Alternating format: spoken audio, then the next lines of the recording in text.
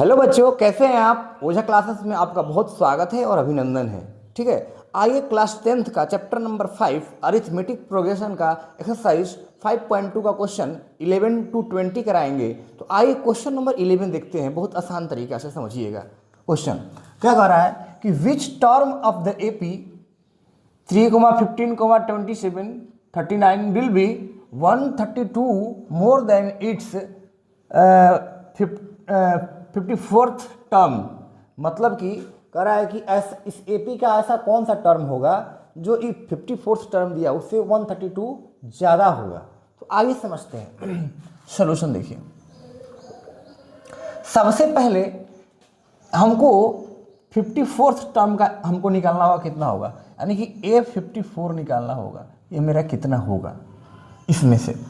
तो हमको पता है A54 का मतलब क्या होता है, A + 53D। ठीक है, तो यानी कि हमको A54 का मतलब होता है A54 = लिखेंगे, थोड़ा सा बड़ा लिख देते हैं कि आपको अच्छे से दिखे। A54 का मतलब है A + 53D। ठीक है प्यारे बच्चे, अब A की वैल्यू यहाँ पर दिया है 3, तो 3 लिखेंगे प्लस 53 इंटू डी। डी क्या होता है, next term minus back term. 15 minus third करेंगे तो 12 आएगा। देखिए यहाँ पर लिख देते हैं A की वैल्यू 3 है और D की वैल्यू होगी 15 - 3, यानी कि D = 12, यानी कि D यहाँ पर 12 पुट करेंगे। अब मेरे पास A54 की क्या वैल्यू आएगी, तो पहले इसमें हम मल्टीप्लाइंग करेंगे। तो बढ़ती है 36 के 6 हासिल 3, अब 12 × 5 = 60 और 3 = 63, यानी कि इतना इसको इतना जोड़ना है। तो मेरे पास 636 में 3 ऐड कर देंगे तो 639 हो जाएगा। ठीक है, अब क्या कर रहा है कि इससे 132 मोर है, यानी कि इसमें हम 132 निकालेंगे, मतलब इसमें 132 ऐड करेंगे। तो जब इसमें हम ऐड करेंगे 132, 639 + 132, तो मेरे पास क्या मिलेगा, 9 × 11 के 1 हासिल 1, 3 × 3 = 6 1 7 और कितना हो जाएगा 617 हो जाएगा। ठीक है, कि क्या मैं इसको कह सकता हूँ कि an लेट an = इतना। हमको नहीं कौन सा टर्म है, तो हम लिख सकते हैं कि लेट करेंगे, लेट nth टर्म, मतलब an = 771 है। ठीक है, बहुत सिंपल है। तो an को हमको पता है फॉर्मूला क्या होता है, an = A + n - 1 × d। ठीक है प्यारे बच्चे, अब समझिएगा an की वैल्यू हम यहाँ पुट करते हैं 771 = A की वैल्यू हमारे पास 3 है प्लस n तो ही निकालना है कौन सा टर्म इससे 132 ज़्यादा होगा। तो सबसे पहले इसका निकालें, इसमें 132 ऐड करेंगे, वही इसको n ले लेंगे और n का जो वैल्यू आएगा हमको पता चल जाएगा ये इतना है। -1 × d की जो वैल्यू है वो है 12 लिखिएगा। ठीक है, अब 771 = देखिएगा 3 प्लस इसमें मल्टीप्लाई करेंगे तो 12n और इसमें करेंगे तो -12 हो जाएगा। आगे इस साइड से हम आपको दिखा देते हैं। ठीक है, अब मैं क्या करूँगा, ये देखिए 771 = हो जाएगा, ये 3 - 12 मतलब 9 हो जाएगा माइनस का, यानी कि 12n - 9। ये 9 इधर जाएगा तो प्लस में हो जाएगा। तो 771 + 9 = 12n। इसमें जब हम ऐड करते हैं तो 780 हो जाएगा = 12n, यानी n की जो वैल्यू होगा 780/12।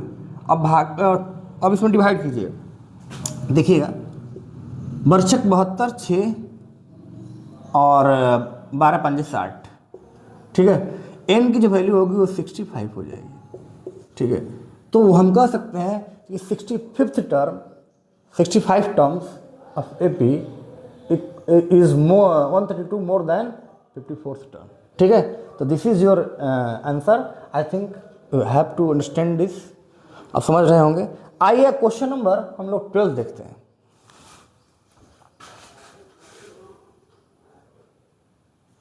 आइए बच्चों, क्वेश्चन नंबर हम लोग 12 देखते हैं। क्वेश्चन नंबर 12 क्या कहता है, ठीक है। आइए, कह रहा है कि 2 APs have the same common difference, the difference between their 100th terms is 100। What is the difference between their 1000th term. ठीक है, आइए समझते हैं, बेसिक से बहुत अच्छे से समझा देंगे आपको, बहुत सिंपल क्वेश्चन समझिए। कह रहा है कि टू एपीज है the same common difference. Two APs है तो हमको नहीं पता कौन एपीज है, तो हम लेट करेंगे, लेट A1 ऐसे लिखेंगे, देखिएगा ध्यान से, A1 हो गया comma A2 comma A3 comma A4 dot dot dot, ठीक है। फर्स्ट एपी है, कौन सा एपी है, first AP. B1 comma B2 comma B3 comma B4, ये हो जाएगा सेकेंड एपी। हम लेट किए हैं क्योंकि हमें पता नहीं है कौन एपी है। अब आगे हम लोग बताएंगे कि अब कह रहा है कि टू एपीज है, इसका तो कॉमन डिफरेंस है, सेम है, ठीक है। यानी इसका भी अगर कॉमन डिफरेंस डी है तो इसका भी कॉमन डिफरेंस डी होगा, सेम होगा, मतलब कहने का मतलब।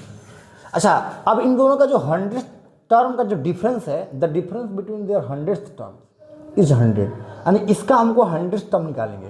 तो जब इसका हम 100th टर्म निकालेंगे तो क्या हो जाएगा मेरे पास, A1 है, फर्स्ट टर्म A1 है तो A1 plus 99D, 100th term लिखेंगे, थोड़ा सा अच्छे से लिख देते हैं तो आपको दिख जाएगा।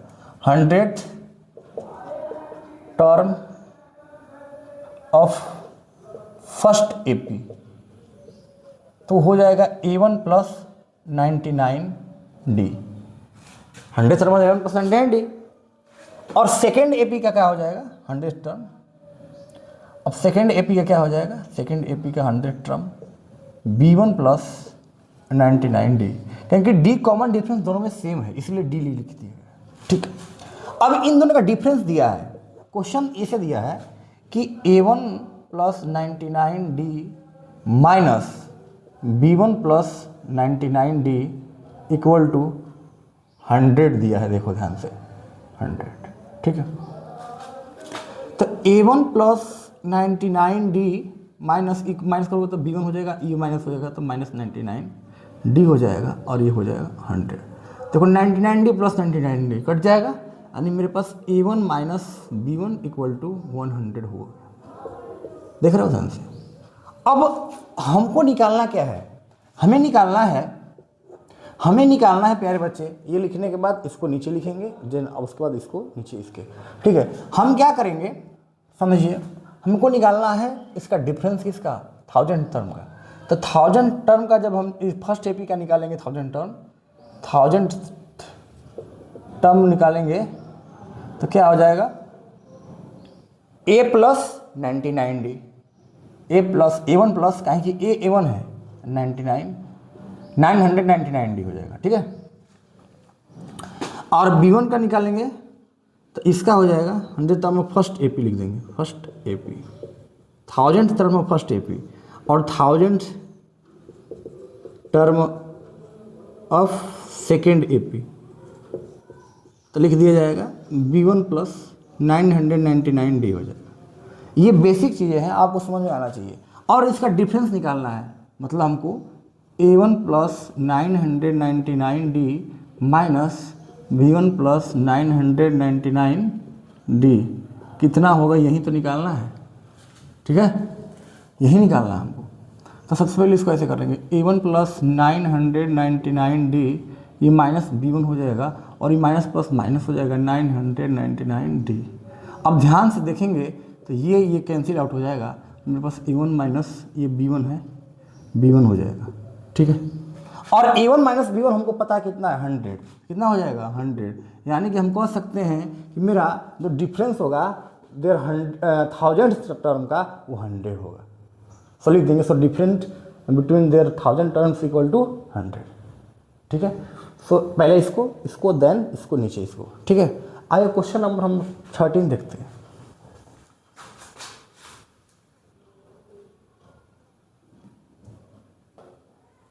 आइए बच्चों क्वेश्चन नंबर 13 देखिए, करा कि how many 3 digits number are divisible by 7। तो क्वेश्चन समझिएगा, देखिए solution, how many 3 digit number are divisible by 7। तो सबसे पहले हमको पता करना पड़ेगा कि 3 डिजिट नंबर कौन डिविजिबल है। तो देखिए 3 डिजिट में नंबर में 105 जो है 7 से डिविजिबल है। अगर 105 में पहले एपी बनाएंगे ना, थोड़ा सा यहाँ लिख देते हैं एपी, इसको एपी पहले बना देंगे। पहला हो जाएगा 105, 105 is divide by 7, 3 digit number है।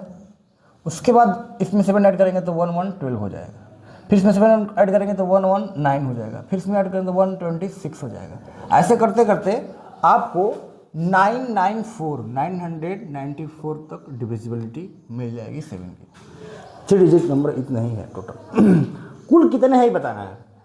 तो अभी आप देखिएगा कि यहाँ पर a की वैल्यू कितनी है 105, यहाँ पर d की वैल्यू कितनी है, तो d 112 में से कट मतलब माइनस करेंगे 1 फिर तो 7 ही हो जाएगा। ठीक है, अब लास्ट टर्म दिया है an की वैल्यू दी है मेरे पास 994, तो बस हमको पता ही करना है, तो an बराबर a plus n minus 1 into D हो जाएगा। an की वैल्यू 994 है, a की वैल्यू है 105, n माइनस 1, n की वैल्यू निकालना है कितने टर्म्स है, ठीक है, और d कितनी है, d आपकी 7 है। ठीक है, यहाँ पर n की वैल्यू फाइंड आउट करनी है। ठीक है, ध्यान दीजिएगा। अब यहाँ पर देखिए 994 105 प्लस 7n माइनस 7। ठीक है, अब ध्यान दीजिएगा मेरे प्यारे बच्चे, 994 इक्वल टू इसमें ऐड करेंगे तो देखिए 7 5 12 हो जाएगा, यानी 112 हो जाएगा प्लस 7n, इधर आएगा तो माइनस में हो जाएगा, 994 माइनस 112 इक्वल टू 7n। अब माइनस कीजिए, 4 2 2 हो जाएगा, 9 में से 1 गया 8 और 9 में से 1 गया 8 बराबर 7n। अब यहाँ पर n की वैल्यू निकालना है, यानी 882 डिवाइडेड बाई 7। अब कितना आएगा देखते हैं, तो 7 1 जा 7 18, 7 2 जा 14 और उसके बाद 14 हो गया 4, ये हो जाएगा आपका 7 1 जा 7, 1 बचा, फिर हो जाएगा 18, 7 2 जा 14, 4 126 हो जाएगा, 126 हो जाएगा n की वैल्यू। तो मेरे प्यारे बच्चे टोटल 126 टर्म्स होते हैं 3 डिजिट नंबर में जो डिविजिबल होते हैं 7 से, लिख देंगे। सो 126 टर्म ऐसे लिखेंगे, so 126 terms are divisible by 7। This is your answer. ठीक है, आइए क्वेश्चन नंबर हम लोग 14 देखते हैं। आइए मेरे प्यारे क्वेश्चन नंबर 14 देखिए, बहुत ही आसान है, बहुत मस्त है। How many multiples of 4 lie between 10 and 250। सबसे पहले सोल्यूशन देखिए, सोल्यूशन में आपको पहले एपी बनाना पड़ेगा। आपको पता है कि 10 to 50 में सबसे पहला टर्म क्या आएगा, 12 आएगा, क्योंकि 12 मल्टीपल होता है किसका, 4 का। 12 के बाद 16, 16 के बाद 20, 20 के बाद 24, ऐसे ही 4 जोड़ते जाएंगे, 4 मतलब 4 ऐड करते जाएंगे तो मल्टीपल निकलता है। दैट सो ऑन कितना हो जाएगा 248, 248 अंत में 248 का हो जाएगा मल्टीपल होगा। ठीक है, सबसे लास्ट मल्टीपल। आपको एपी बन के रेडी कर दिए। अब बस क्या निकालना है, ए की वैल्यू दिया है 12, डी इक्वल टू 16 माइनस 12 4 हो जाएगा। ए एन की वैल्यू दी है 248 लास्ट टर्म, एंड एन की वैल्यू फाइंड आउट करना है। बस फार्मूला वहीं लगाएंगे, a n equal to a plus n minus 1 into d. N की वैल्यू पता है 248 है, ए मेरा है 12, एन माइनस 1, एन की वैल्यू कितनी है, एन तो निकालना है, इंटू डी, डी कितना है 4 है। बस 248 इसमें मल्टीप्लाई करो, 12 प्लस 4n इसमें हो जाएगा तो -4। ठीक है, अब इसमें इसको माइनस करो, 248 इक्वल टू 8 प्लस 4n।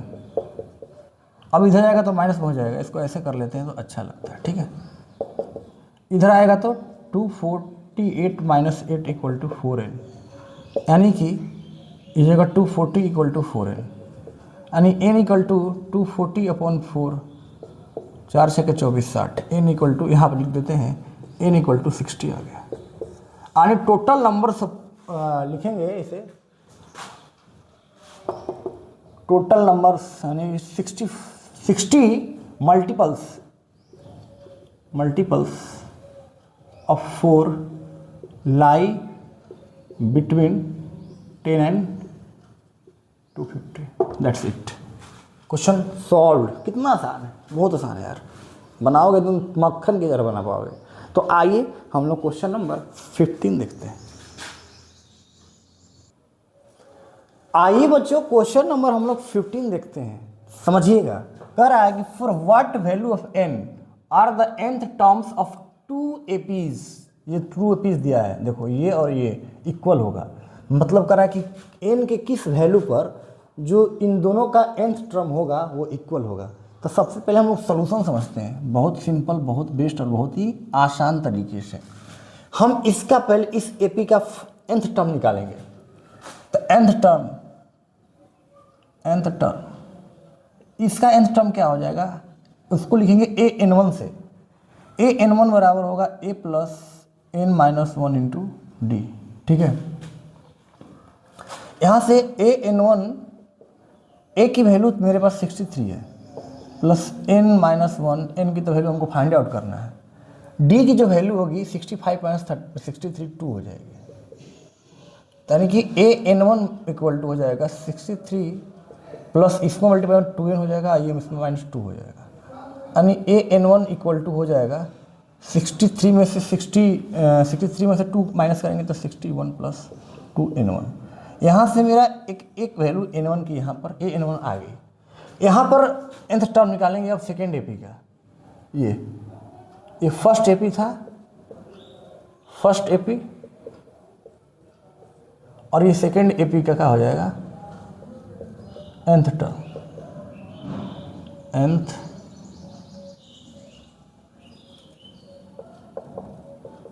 ठीक है।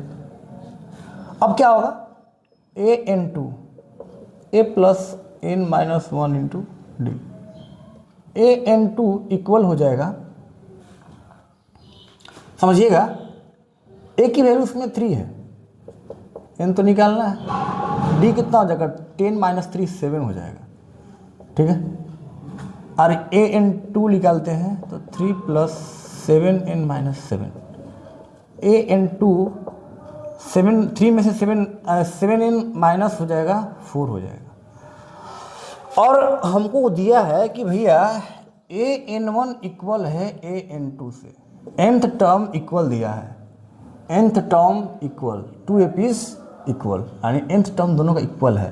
अब nth टर्म इक्वल होने के बाद हम अगर इक्वल है तो ये और ये दोनों इक्वल हो जाएगा, यानी कि 61 प्लस 2n इक्वल हो जाएगा 7n माइनस 4। ठीक है, अब इस n को इधर भेजो तो 61, सॉरी इसको इधर आप ऐसे भेजिए, इसको इस साइड भेजिएगा तो प्लस का 4, और इसको इधर 7n माइनस 2n, तो 61 4 65 और 7 से 5n हो जाएगा, यानी जो n की वैल्यू होगी 65/5, 3 5 65, n की वैल्यू हो जाएगी 13।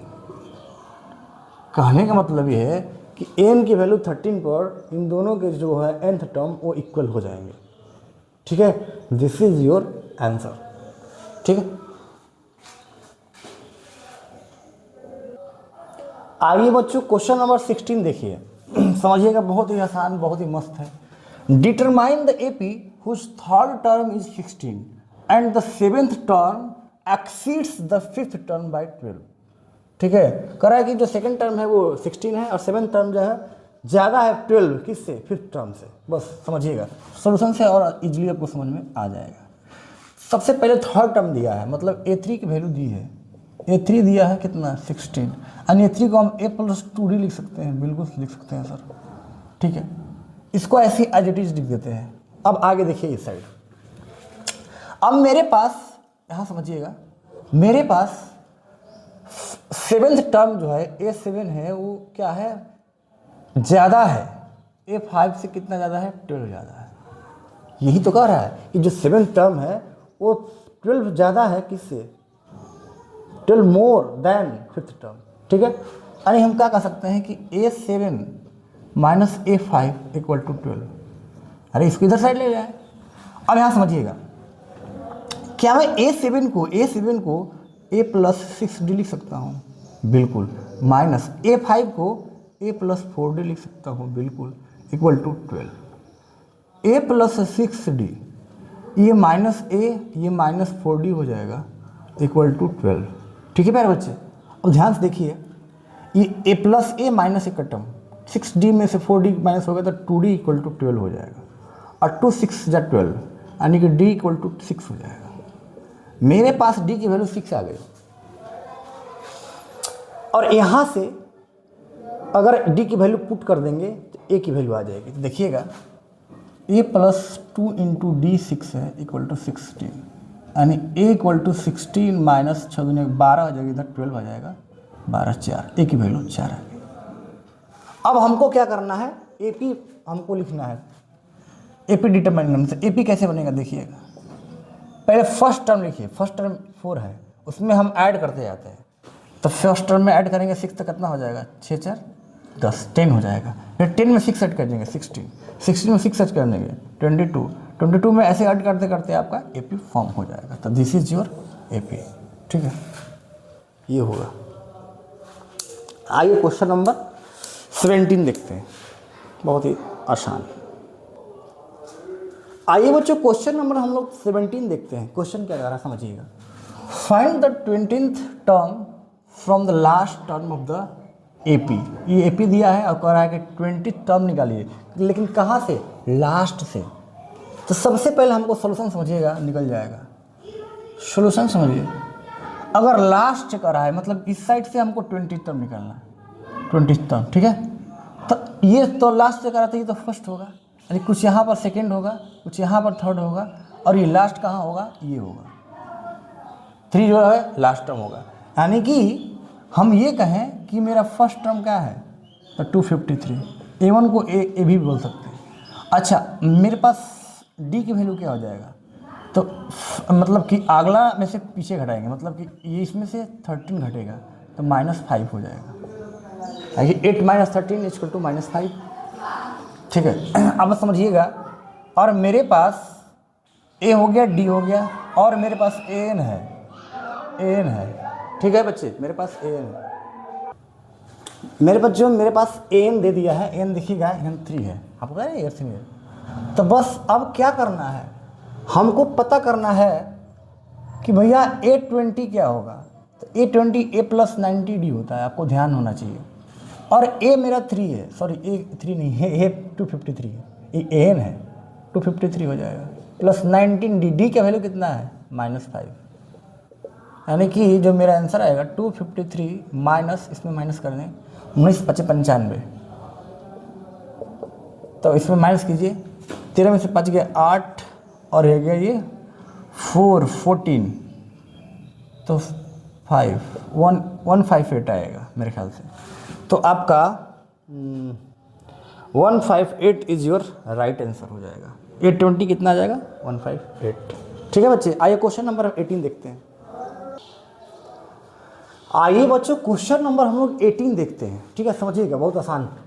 The sum of the 4th and 8th terms of an AP is 24 and the sum of the 6th and 10th term is 44. Find the first 3 terms of AP. AP का first 3 terms निकालना है। समझिएगा, solution से बहुत आसानी से समझ में आ जाएगी। कर रहा है 4th 8th टर्म दिया है, मतलब कि A4 प्लस A8 दिया है आपको 24, ये दिया है, ठीक है। और सेकेंड वन में दिया है A6 plus A10 equal to 44, ठीक है। क्या मैं, ये 4th टर्म है, ये 8th टर्म है, ठीक है। A4 को मैं A+3D लिख सकता हूँ ऑफकोर्स, और A+7D लिख सकता हूँ 8th टर्म को, और हो जाएगा 24। A मेरे पास हो जाएगा 2A, और ये 3 7 10D हो जाएगा, और 24। इसको मैं कहता हूँ कि इक्वेशन 1 है। यहाँ पर देखिएगा A6 को, मतलब ये 6 टर्म को मैं A+5D लिख सकता हूँ, और A10 को A+9D लिख सकता हूँ, इक्वल टू 44, ठीक है। ये तो 2A हो जाएगा, और ये 9 5 14D हो जाएगा, और ये 44 हो जाएगा, इक्वेशन नंबर 2 हो जाएगा।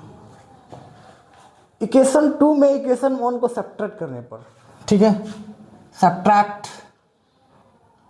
इक्वेशन 1 फ्रॉम 2, ठीक है। तो 2a plus 14d minus 14d equal to 44 और 2a plus 10d equal to 24।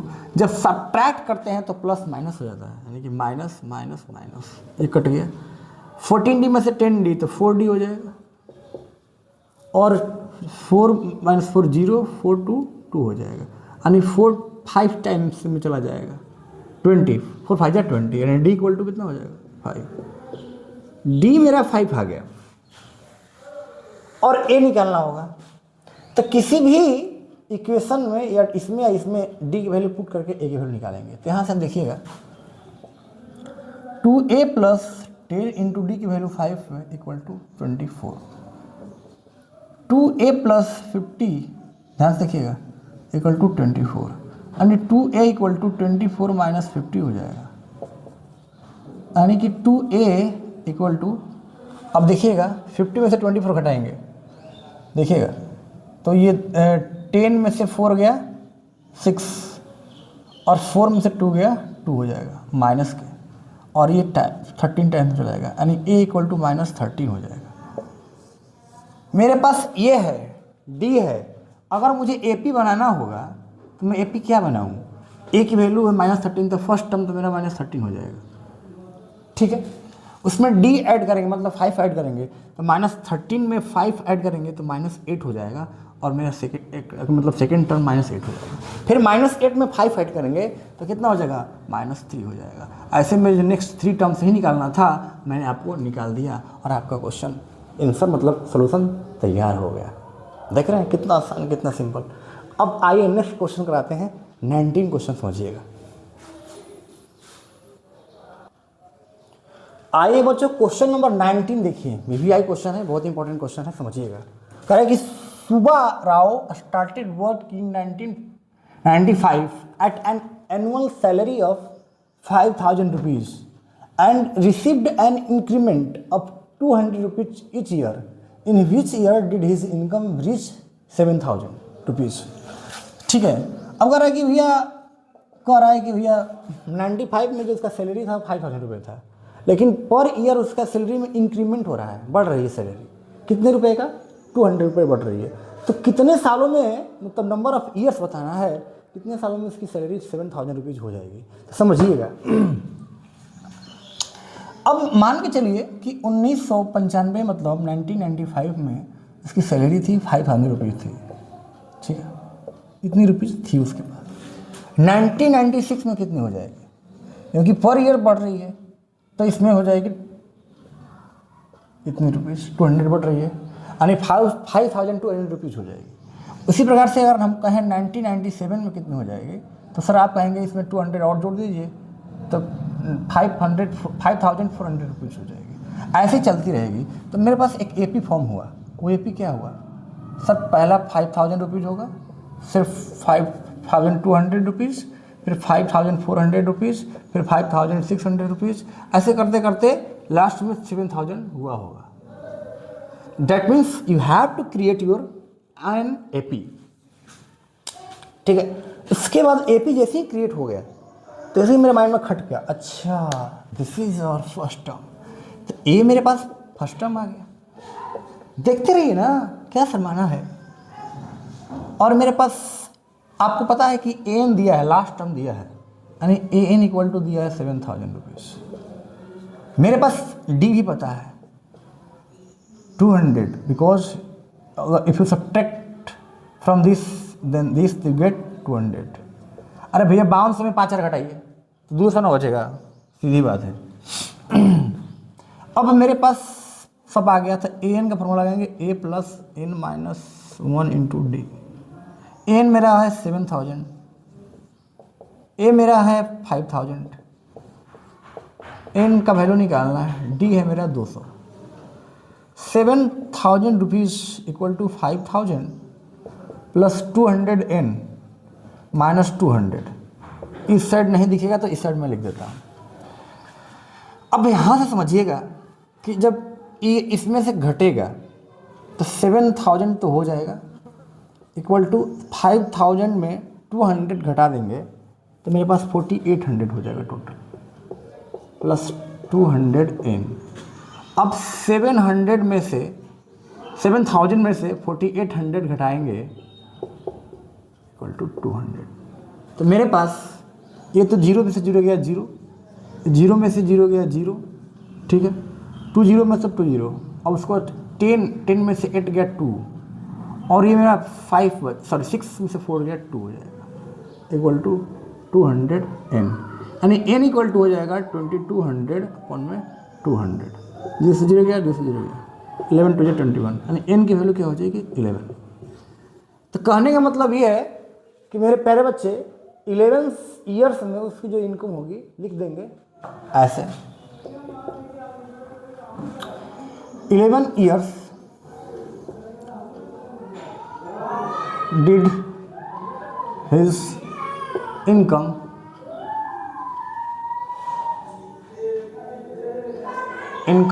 reach 7,000 rupees, 7,000 rupees. ये कंप्लीट हो गया। कितना आसान है, बहुत सिंपल है, ठीक है। तो आइए आपको क्वेश्चन नंबर 20 करवाने रहे हैं, ठीक है, 20 देखिएगा। आइए बच्चों क्वेश्चन नंबर 20 देखते हैं, समझिएगा अच्छे से, ठीक है। कह कि Ramakali saved ₹5 in the first week of year and then increased her weekly savings by ₹1.75। If in the nth week her weekly savings become ₹20.75, find n। तो देखिएगा सोल्यूशन। कह रहा है कि ईयर के फर्स्ट वीक में कितना सेविंग है, फर्स्ट वीक में जो ईयर का फर्स्ट वीक है, फर्स्ट वीक में जो सेविंग है वो ₹5 है, बट हर अगला वीक में इंक्रीज हो रहा है, उसका वीकली सेविंग है ₹1.75, मतलब सेकेंड वीक में उसका कितना रुपये हो जाएगा, तो यानी कि इसमें ₹1.75 ऐड करेंगे तो ₹6.75 हो जाएगी। थर्ड वीक में क्या हो जाएगी उसकी सेविंग, तो थर्ड वीक में सेविंग इसमें फिर से वही ऐड कर देंगे, तो यानी कि 6.75 में 1.75 ऐड करेंगे तो 550 77 15 के 5 हासिल 1 6 1 7 1 8, यानी ₹8.5 हो जाएगी, ₹8.50, ठीक है। अब एपी देखिए कैसे बन रहा है, पहले 5 देन ₹6.75 देन ₹8.5, ऐसे करते करते लास्ट में ₹25.75 हुआ होगा, एपी तैयार हो गया। बस हमको पता है कि ए कितना है, ए 5 है, और डी कितना है, तो देखिए डी इसमें से इसको माइनस करेंगे, इसमें से इसको माइनस करेंगे तो वही 1 पॉइंट कितना हो जाएगा ₹75। और उसके बाद ए एन के वैल्यू पता ही है 20.75, हमको एन की वैल्यू फाइंड आउट करनी है, तो मैं यहाँ से आपको एन की वैल्यू फाइंड आउट करके दिखाता हूँ। देखिए एन इक्वल टू हो जाएगा a plus n minus 1 into d. N की वैल्यू हमको पता है 20.75, ए बराबर कितना है 5, तो 5 प्लस एन का वैल्यू निकालना है, डी का वैल्यू हमको निकालना है, दिया है 1.75, ठीक है। देखिएगा 20.75 इक्वल टू 5 प्लस इसमें मल्टीप्लाई करेंगे तो 1.75 n माइनस इसमें करेंगे तो 1.75, ठीक है। अब ध्यान से देखिएगा, ये हो जाएगा आपका 20.75, इसमें ऐड करेंगे तो 6.75 हो जाएगा, प्लस 1.75 n, ध्यान देखिए इसको माइनस में जाएगा, तो 20.75 माइनस 6.75 इक्वल टू 1.75 n हो जाएगा। अब ध्यान से देखिए माइनस करेंगे तो 550 हो जाएगा, 770 हो जाएगा, 14 हो जाएगा, टोटल कितना हो जाएगा 14 हो जाएगा, ठीक है, इक्वल टू माइनस, कहीं मिस्टेक तो नहीं हो रहा है, ओह ये माइनस में होगा, देखिएगा ध्यान से, थोड़ा सा मिस्टेक हो गया मेरे प्यारे बच्चों, ये इसमें से माइनस होगा, और 5 माइनस कर देंगे, 5.00 करेंगे, 1.75 माइनस करेंगे, देखिए 10 में से 5 गया 5, ये हो गया 9 में से 7 गया 2, और यह गया 4 में से 1 गया 3, माइनस के 3.25 हो जाएगा, प्लस के मतलब माइनस में होगा तो प्लस 1.75 n हो जाएगा। ये ध्यान सब थोड़ा देना पड़ता है मेरे प्यारे बच्चे, तो भूल जाते हैं थोड़ा सा। ये हम जोड़ दिए हैं लेकिन हम घटाना था ना, माइनस करना था, सब्ट्रैक्ट करना था। बस अब क्या करेंगे, इसको इसे माइनस करेंगे तो 20 minus 75 minus 3.25 equal to 1.75 n हो जाएगा। अब देखो 20.75 में से 3.25 माइनस करो, 550, 7 में से 2 गया 5 हो जाएगा और ये 17 हो जाएगा, यानी कि 117.50 इक्वल टू 1.75 n। ठीक है, इसको हटा देते हैं। अब ध्यान से देखो n इक्वल टू हो जाएगा 17.50 अपॉन में 1.75। देखो 2 अंक के बाद इधर भी पॉइंट है, 2 अंक के बाद पॉइंट हट जाएगा और ये 10 टाइम्स में चला जाएगा, यानी n की वैल्यू कितना हो जाएगा, 10 हो जाएगा। अब ध्यान से देखना कि इसका जो सेविंग nth जो वीक होगा, nth वो होगा n, 10 साल के बाद उसकी जो सेविंग होगी वो 20.75 रुपये हो जाएगी। तो दिस इज योर क्वेश्चन 20 का एकदम सबसे बेस्ट आंसर है। ठीक है, तो ये रहा। अब अगला क्लास में आपको अगला का दिया जाएगा। So thank you so much for watching video.